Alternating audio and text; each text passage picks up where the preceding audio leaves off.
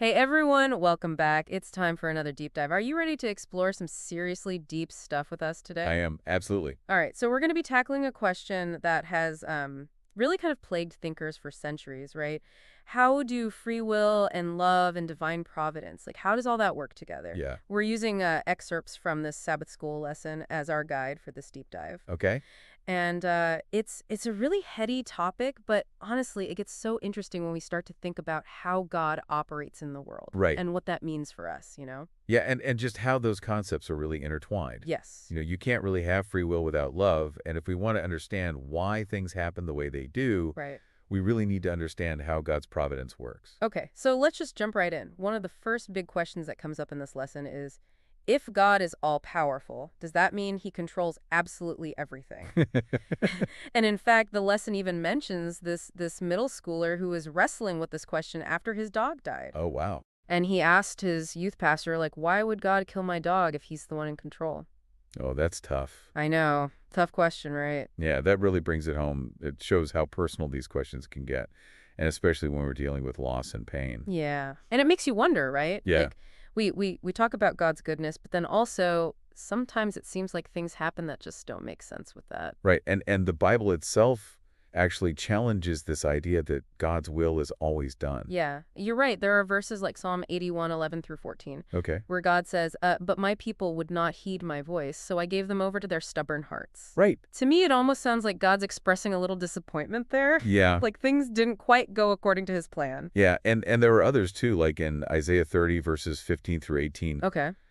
God really expresses this deep longing for his people to turn to him, but they choose their own way. Instead, Mm-hmm. he says to them, in returning and rest, you shall be saved in quietness, and trust shall be your strength. Wow. But they reject it. That's such a powerful image to me, like this idea that God desires a certain outcome, Right. but he ultimately respects our choices, Yeah. even when they lead us down a very different path than what he had in mind. Yeah. I mean, it makes me think about my own life too. Like, are there times when I've been stubborn and I've chosen my way, even when I sensed God kind of nudging me in a different direction? Right. And that's a question I think we all have to ask ourselves. Yeah. And it leads us to another point that the Bible often portrays God as having desires that aren't always fulfilled.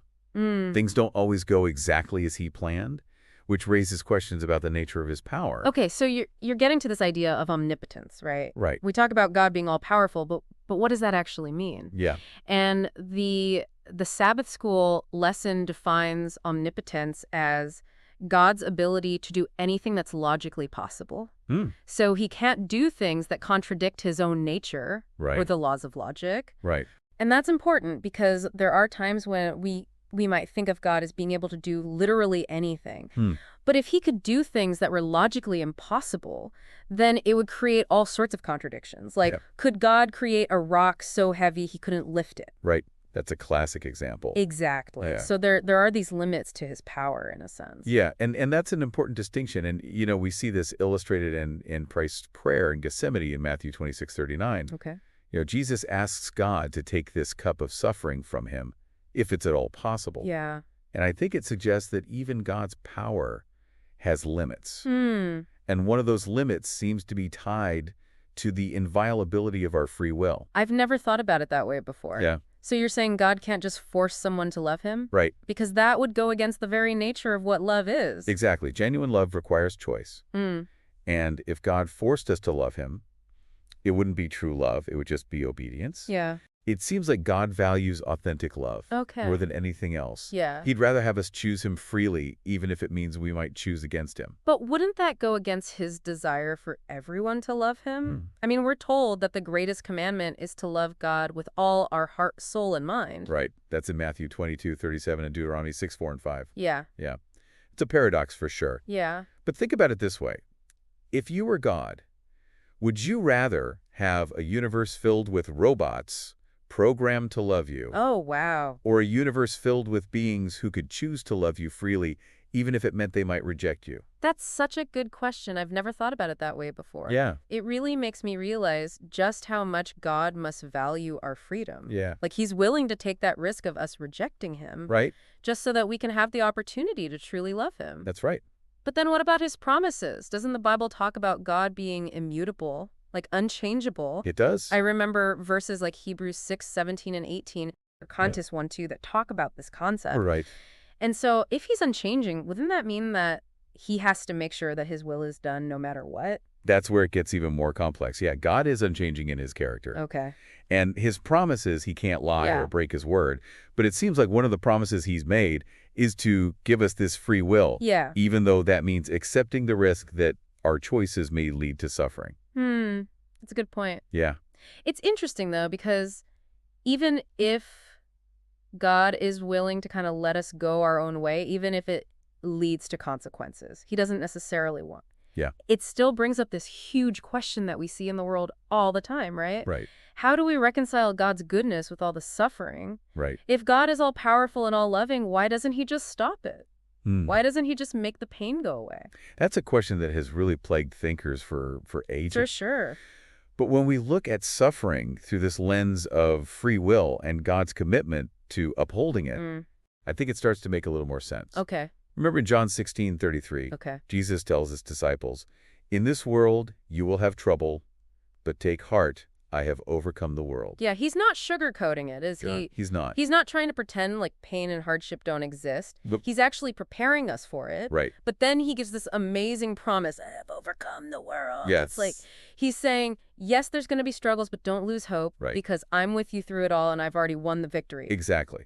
And the source material even hints at this idea of a great controversy Okay. that's playing out in the universe. It's this cosmic battle between good and evil. I don't know. Give your thoughts on that. You know, honestly, I've always kind of struggled to grasp at that concept. What does it actually mean for us here and now? It is a complex idea, and the lesson doesn't go into a ton of detail, Okay. but it does suggest that suffering isn't random or meaningless. It's often the result of forces that are opposed to God Okay. and opposed to his plan for humanity, forces that want to destroy and cause pain. That makes sense, I guess. But then why wouldn't God just wipe out those forces? Right. Like, if he's so powerful, why allow this controversy to continue? It's a valid question and one that a lot of people struggle with. Yeah. But the lesson suggests that a forced end to the controversy wouldn't be a true victory. It would be like forcing everyone to love God against their will, Okay. which, as we talked about earlier, Yeah. goes against the very nature of love. It would be like forcing everyone to eat broccoli, even if they hated it. Exactly. Like, yeah, they might get some nutritional benefit, Right. but they'd be missing out on that joy of choosing the foods that they actually enjoy. Exactly. And it seems like God values genuine love and free choice Yeah. so much that he's willing to allow this struggle to play out, Wow. even though it causes pain and suffering.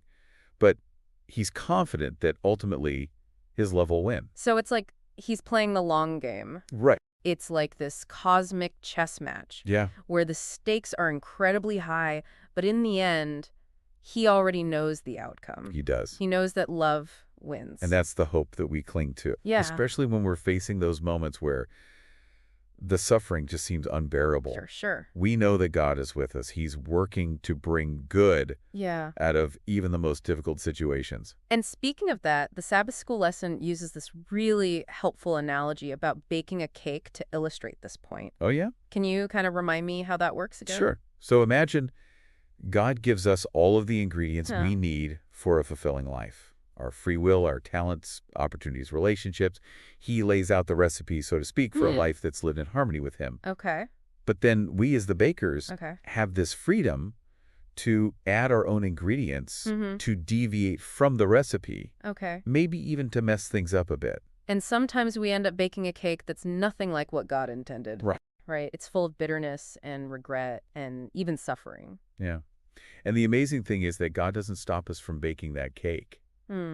Even though it might grieve him to see the choices that we're making, Wow. he'd rather allow us to experience those consequences, Yeah. to learn from our mistakes, than to rob us of our freedom. It's a powerful message about how much God values our free will. It is. Even when it leads us down these paths that he wouldn't choose for us. And it highlights the immense sacrifice he was willing to make to redeem us from those choices through Christ's death on the cross. It's mind-blowing to think about it that way. Yeah. Like, God allows us to mess up, and then he steps in to clean up the mess and offer us a way back. That's right. But even with all this understanding, Yeah. it's still hard to wrap my mind around this idea that a loving God could allow so much suffering Hmm. How can he stand to see his creation hurting so much?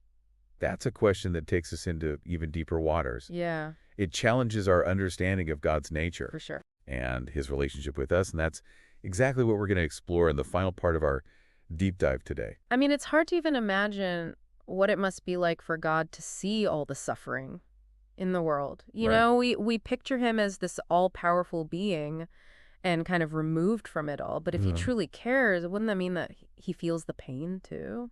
That's such a profound question, Yeah. and it's one that the Sabbath School Lesson kind of hints at but doesn't fully dive into. Okay. But this idea that God isn't just some distant, unfeeling observer, Hmm. but that he actually grieves alongside us. Yeah.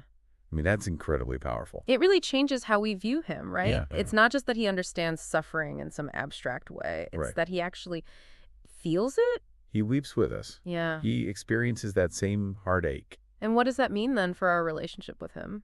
It suggests this level of intimacy and vulnerability. Yeah. That's hard to even fathom. It's not just that he's watching from afar. Right. He's right there with us in it. Yeah, absolutely. That's amazing. It is. It's like he's saying, I get it. Yeah. I know how much this hurts because I've been there, Yeah. and I'm not going to abandon you. Wow. It really makes you think about all those times that I've cried out to God in despair, wondering why he wasn't answering my prayers. Right. But maybe he was answering, but just not in the way that I expected. Yeah. Maybe his answer was his presence, Hmm. his shared grief, Wow. those silent tears alongside our own. That's a beautiful thought. It is, and it's a challenging one too. Yeah. But it suggests that our suffering can actually become this point of deeper connection with God. Hmm. It's in those moments of vulnerability Yeah. that we can actually experience a level of intimacy with him Wow. that we wouldn't be able to otherwise. I love that idea. It's like those wounds in our hearts become the very places where God's love and grace can flow in. It's a profound paradox, It is. but it points to the redemptive nature of God's plan. Okay. He doesn't waste our pain. He takes our brokenness, our suffering, Yeah. and he uses it to draw us closer to him, to Mhm. shape us into the people he created us to be. So as we're wrapping up this deep dive into free will, love, and divine providence, Yes. what are some of the key takeaways for our listeners? Well, first, I think it's so important to remember that God's power is real, Yeah.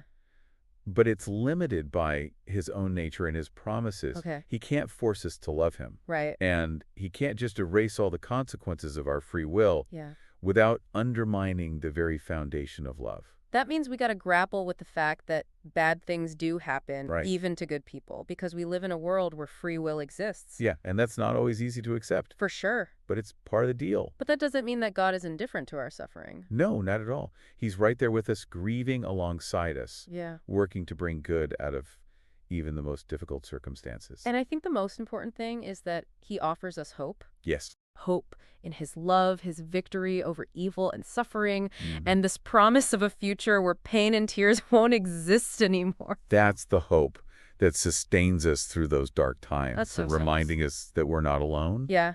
and that our story, even with all of its brokenness, Yeah. is still being written by a God who loves us beyond measure. So, listeners, as you go about your week, I want to leave you with this final thought-provoking question. Okay. If you truly believed that God was grieving alongside you in your times of suffering, how would that change your perspective on pain and loss? Mhm. Would it make those burdens feel a little lighter, knowing you're not carrying them alone?